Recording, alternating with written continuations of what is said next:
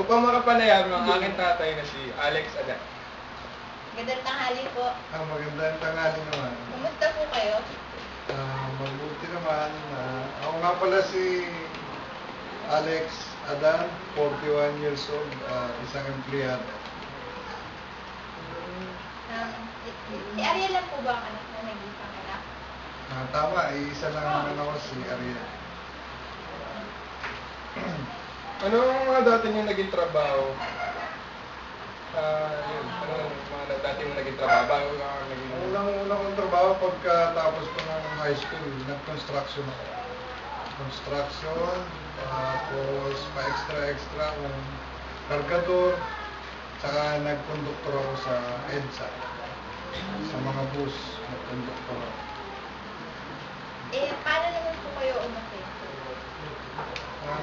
Nung mapasok ako sa Meralco, sinuring ko na malaking asenso sa buhay ko yun kasi napakahirap pumasok sa Meralco para maging isang empleyado.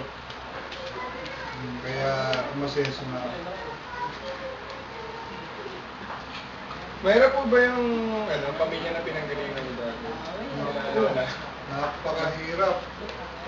Bilang bunso sa 8 magkakapatid at maagang namatay ang tatay ko, 10 taon pa lang ako nung mamatay siya. Dahil kami ang naiwan doon sa probinsya. Tumira kami kung saan-saan. Sa bahay na yun, tumira rin kami. Pag may kasayahan sa barangay, alis muna kami. Pagka wala ng kasayahan, sayawan, babalik kami doon sa bahay. Napakahirap buhay. Palipat-lipat. Ano po ba ang trabaho ng nanay niyo? Ang nanay ko nung mula nung mabyuda, namamasukan, naglalabada sa probinsya. Ganun lang, namamasukan. Saan na po pala yung inyong probinsya? Taga Quezon Province kami sa Calawag, Quezon. Bago po mamatay yung tatay niyo po, ano po yung trabaho? Bali, 10 years old pa lang ako nung mamatay yung father ko. Tapos, meron kaming ginagawang produkto, yung ampaw. Rice, parang popcorn, mga ganun. May sarili kami nga. Yun yung kinabuhay sa amin ng ama. Kaso nga, namatay siya. Napakaaga po. Napakaaga para sa akin. Ano-ano naman po pagsubok yung mga kinarap nyo bago nyo natamo yung tagumpay na to, yung nakano sa Meralco? Pagsubok pa lang, unang-una yun sa pag-aaral. Hindi ko akalain na makatapos ako, hindi ako scholar, baka hindi ako nakapagtapos. Kasi natatandaan ko yung sabi ng mga kapatid kong panganay, mag-aral ka mabuti kasi yan lang ang magiging puhunan mo. At nagkatotoo nga yun. Kasi mahirap mag-apply, lalo na sa isang magandang kumpanya kung wala ka natapos. Saan po ba kayo nag-aral dati? Sa probinsya, Yung name po ng... sa Southern Luzon High School, doon ako nagtapos. Sa probinsya talaga, napakahirap doon. Bali po, ano po yung mga naging motivasyon niyo para, yun nga po, para magpursige? lumuwas ng Maynila. Kasi naisip ko doon, mahirap. Marami nang tumanda na ganun pa rin. Kung ano yung pinamulatan nila, hanggang sa magtanda, ganun sila. Naisip ko mag-Maynila. Saka naranasan ko rin na nahamak. Hinamak ka ng kapwa mo kasi mahirap ka lang. Kaya po sige. Ano naman po ba yung may papain nyo para maging asensado yung buhay ng Pinoy? Para maging asensado, kung muna sa kagaya ng mga bata pa, kung may pagkakataon kayo mag-aral, magtapos kayo. Kasi napakalaking puhunan yan. Kagaya ko sa akin, kahit nakatapos ako ng high school, sa 20 taon ko sa kumpanya, naiinggit ako doon sa mga batang pumapasok sa amin. Nagiging amo ko pa, engineer. Pumunta ako 20 years sa kumpanya. Sila, 5 years pa lang. Amo ko pa.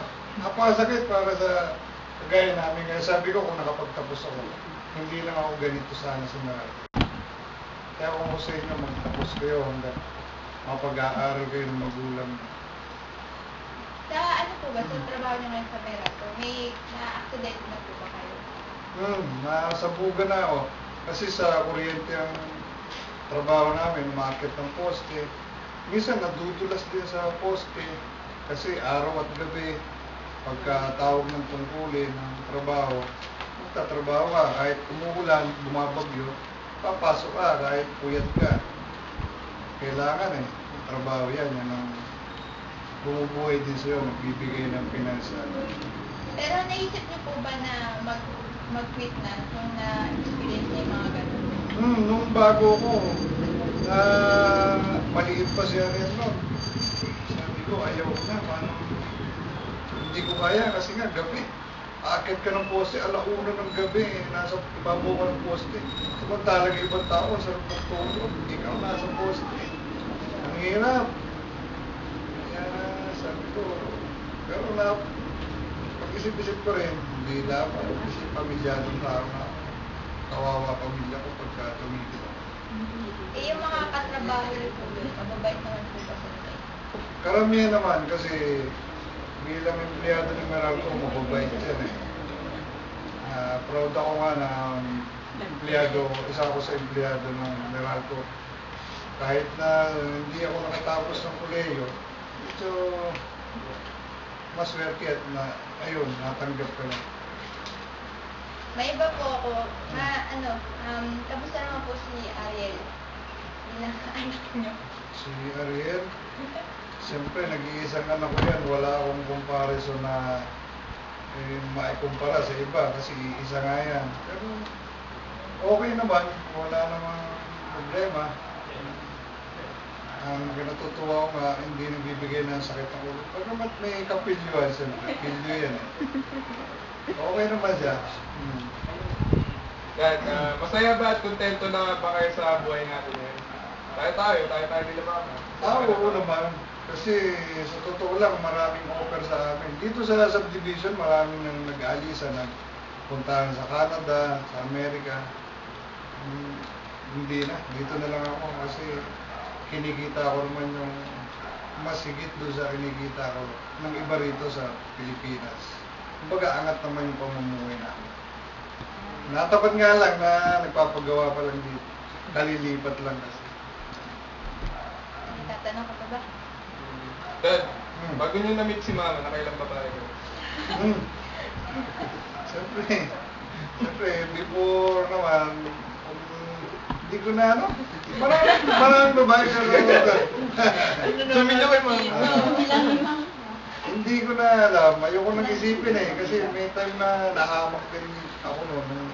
Wala pa ako sa Meralco noon eh. Ang pagmamalaki ko lang, si mama mo, wala pa ako sa Meralco, tinanggap na niya.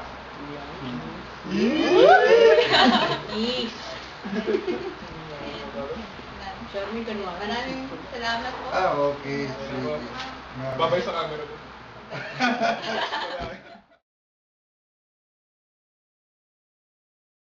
Behind the scene. Okay, my boy. Aye. Uy, ano na tayo, nandito? Hindi ako si Tati kumakain. Bigay mo kay Boy. Diba, matibay Sarap, pa Ate. sa nanay. Uy, magbigay pa ka kay tanong. Iwan ko. Ano ba? Ano tawag dito? Patola. Bakit ganyan? Ganito. Panghilod. Parang ano? Palo pa. Yan sinatawag na sa ano. Ay, anong paborito niyang pagkain? Alam mo Pwede ba yun? Oo, drawing. May ikipanayam lang naman. Uy, Tapos, yung katapon-tapon. 70. Ay, Ariel. Kaya lang, kasado. Kasya na yan. Ano ang estado po ng pamilya? Bakit? Okay lang. Ano ba wala? Oh. Yung kando.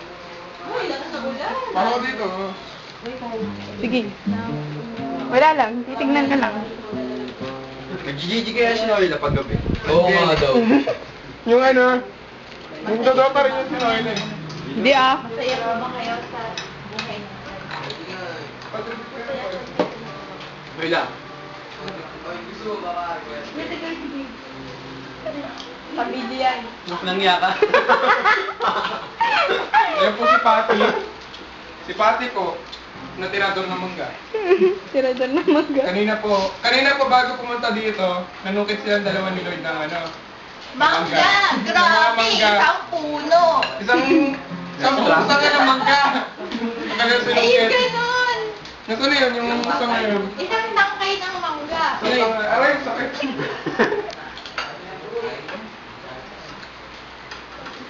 Kumain mo naman yung sarili mo. May ano po, may hindi namin kagrupo, nakikikain. Nakikikain lang po kasi walang pagkain sa kanila. Wala pa ba sa akin? Hello po, Kanina kinuha ang mangga. Sino may hawak nito kanina? Si Lloyd. Oh, dalawa pa kayo, may paawat to. Oh, meron pa dito. Uri ni Lloyd yan. Okay, Gusto niyo po, pagkain. Katulad po kayo ni Borja. Pag wala po, Ayan po. balik na lang po Andito na po si Taylor Swift. Paano ka ba magtatapos mo na? Ayan, pwede na yan. Magigitara siya. Gitara ka na siya. Uy, turuan mo naman ako. Uy, bakit mo po akong videohan? Ano yung... Behind the scene yan. Gaka na siya, video nga yan. Kagyan.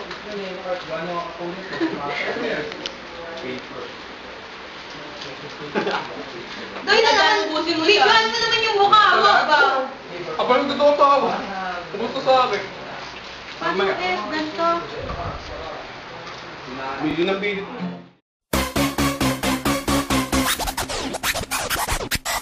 Shake it, baby, shake it, baby. Shake it, baby, shake it, baby. Shamble to the left and shamble to the right.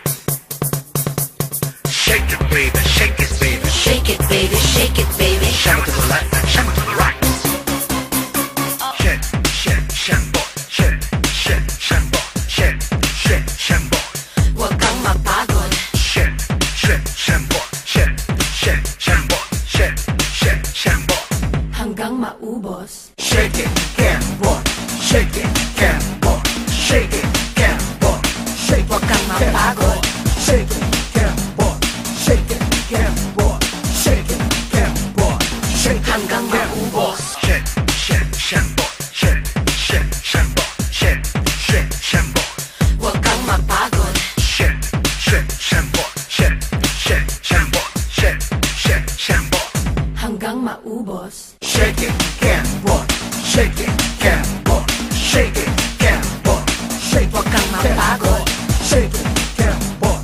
Shake it, can't walk. Shake it, can't walk. Shake hanggang maubos. Shake, shake, shambo. Shake, shake, shambo. Shake, shake, shambo. Huwag kang mapagod. Shake, shake, shambo. Shake, shake, shambo. Shake, shake, shambo. Hanggang maubos. Shake it, can't walk. Shake it, can't